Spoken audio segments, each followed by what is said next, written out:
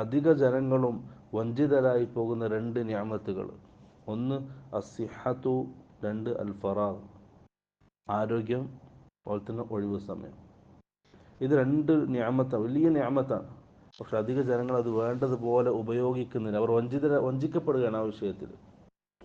ആരോഗ്യം, ആരോഗ്യമുള്ള സമയം നാളെ ആഖിറത്തിലേക്ക് വേണ്ടി പരിശ്രമിക്കേണ്ട സമയമാണ്. നമ്മളത് ദുനിയാവിന് വേണ്ടി പരിശ്രമിച്ച് തീർത്തു, അതിനെ നശിപ്പിച്ചു. അവസാനം ദുനിയാവിൻ്റെ ആഗ്രഹങ്ങളൊക്കെ അടങ്ങി പ്രായമായിട്ട് നമ്മൾ ആഖിറത്തിന് വേണ്ടി പരിശ്രമിക്കാൻ കഴിയുമ്പോൾ ആരോഗ്യമില്ലാത്ത അവസ്ഥ, സുജൂദ് പോലും ശരിക്കും ചെയ്യാൻ കഴിയാത്ത അവസ്ഥ. അതാണ് മനുഷ്യൻ്റെ ഇപ്പോഴത്തെ അവസ്ഥ. അങ്ങനെയാണ്.